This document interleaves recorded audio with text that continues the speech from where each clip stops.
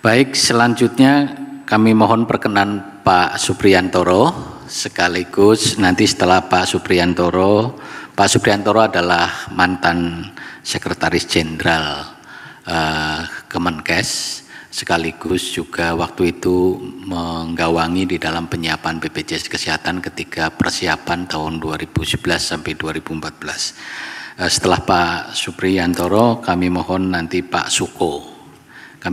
Monggo Pak Pri. Baik, terima kasih. Assalamualaikum warahmatullahi wabarakatuh. Selamat siang, salam sejahtera untuk kita semua. Yang saya hormati Pak Dirut beserta jajarannya dan seluruh narasumber dan para peserta. Terima kasih waktunya dan terima kasih juga tadi Pak Dirut sudah memperkenalkan saya sebagai salah satu yang menginisiasi BPJS. Waktu itu saya sebagai Dirjen dan Sesjen. Tetapi waktu itu wamennya adalah Pak Gufron.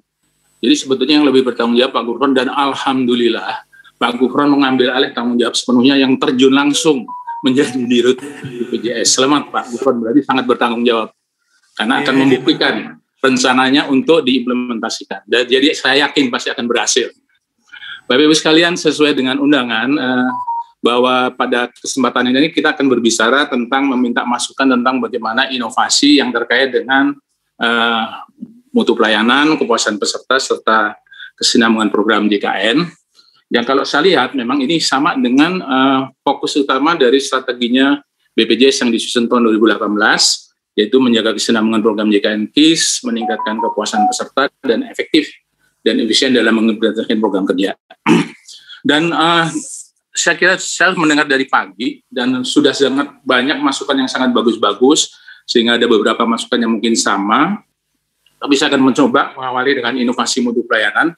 Kalau kita berbicara inovasi mutu pelayanan, tentunya kita semua ingat tentang bagaimana efisiensi, efektif, aksesibilitas, kemudian akseptabilitas, adil dan aman, yang itu semuanya tentunya sudah diupayakan. Dan kita pun apapun harus mengapresiasi para direksi dan jajaran BPJS yang lalu kan mengawali dari nol dan telah melakukan banyak sekali upaya-upaya, termasuk di dalamnya adalah Pak Mundi. Dan tentunya di samping berbagai hal yang positif itu juga kita sadari ada beberapa hal yang menjadi kendala, yang menjadi hal-hal kurang diharapkan oleh masyarakat maupun mitra Paskes dan perlu diperbaiki.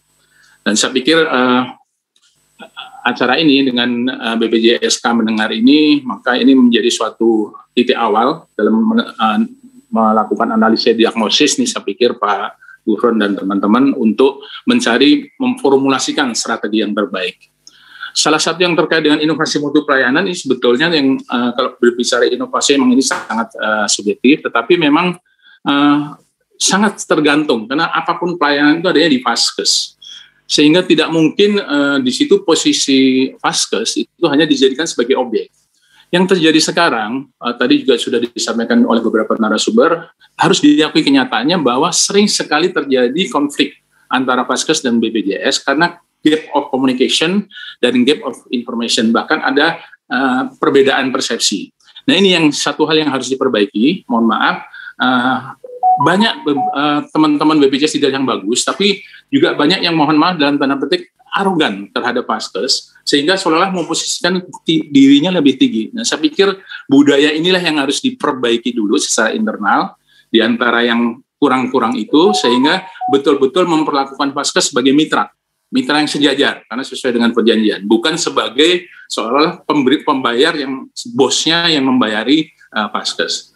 Nah, bila ini dilakukan, saya pikir mutu pelayanan akan bisa tersinergi dengan baik, dan kemudian juga akan menambah semangat. Jadi tidak ada lagi targetnya, dan tidak lagi konflik antara Paskes dengan BPJS. Semuanya bisa diselesaikan dengan baik, tapi tentunya dengan saling memahami persoalan masing-masing.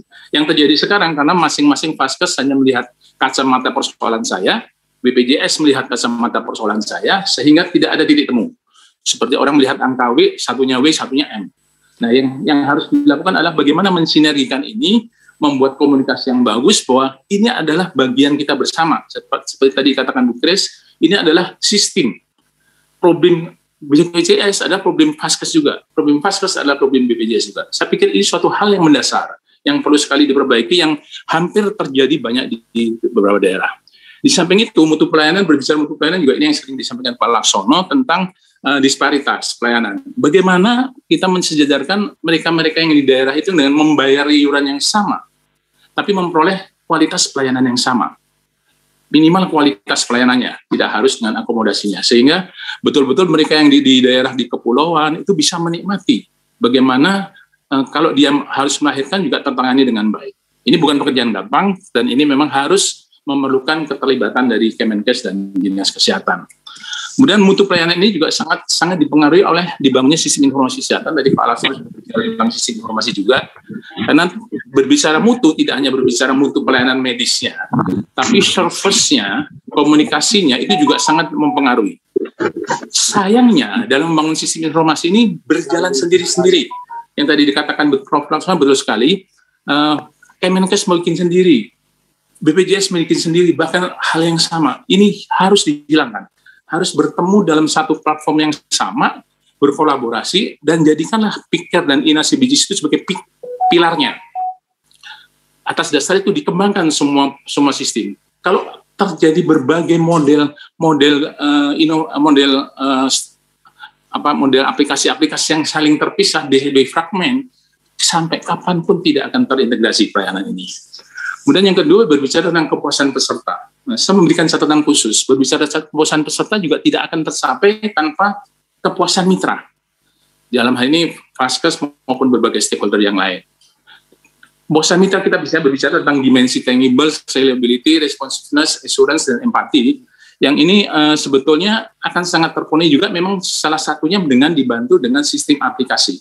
Itu sebabnya sekali lagi, moga-moga bagaimana mengintegrasikan aplikasi yang ada ini dari ujung hulu ke hilir dengan Kemenkes, dengan berbagai stakeholder, ini menjadi suatu yang penting. Tapi paling tidak diawali dulu dengan Kemenkes, karena inilah kunci utamanya. Karena ada kecenderungan jalan sendiri-sendiri. Sebagai contoh, pada awal yang lalu, kami dari Kemenkes menyadari betapa pentingnya Inasi Bijis, maka dengan relanya si Inasi Bijis itu langsung dihibahkan kepada BPJS tanpa ada prasyarat apapun, karena ingin bahwa BPJS bisa melaksanakan Inasi Bijis dengan baik, walaupun itu masih banyak kelemahan. Demikian juga mestinya BPJS yang sudah membangun IT sangat bagus, itu dan saya lihat timnya bagus, tentunya akan sangat bagus kalau berkolaborasi dengan pihak terkait yang lain.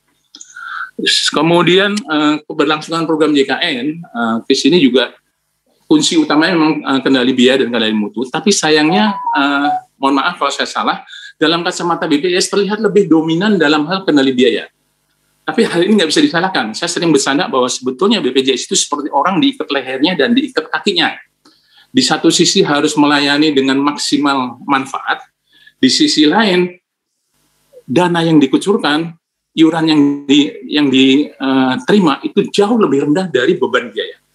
Jadi siapapun secara bodoh pun pasti akan mengatakan BPJS pasti akan defisit. Nah, inilah yang tadi juga sudah disinggung oleh Pak Gojali juga, rasanya ini yang perlu diperbaiki. Oke, melakukan kendali biaya, tapi jangan korbankan kendali mutu. Karena di sini kemudian yang dilakukan rumah sakit. 1 menit lagi nggih Pak Pri. Oke, yang dilakukan rumah sakit adalah justru mengurangi mutu pelayanan dalam beberapa kasus. Dan saya satu lagi akan mengingatkan lagi tentang sistem informasi. Kita ada yang namanya PP 19 tahun 2014, PP 46 tahun 2014, tadi yang disinggung oleh Pak Laksono juga tentang keprihatinannya tidak keterbukaan data dari BPJS. Di pasal 28 itu jelas dikatakan bahwa setiap pengelola sistem informasi kesehatan wajib memberikan data dan informasi kesehatan yang diminta oleh pengelola sistem informasi kesehatan nasional, provinsi, dan atau daerah. Itu sekilas Pak Mundi. Kalau boleh terakhir, saya akan berkata sedikit untuk menghibur Pak Gufron. Anak kecil asik berkelakar, saling tertawa bermain tanpa bersepatu. Awal yang bagus BPJS mendengar. Semoga bukan hanya bagai angin berlalu. Terima kasih. Baik, terima kasih Pak Pri, terutama pantunnya mantap.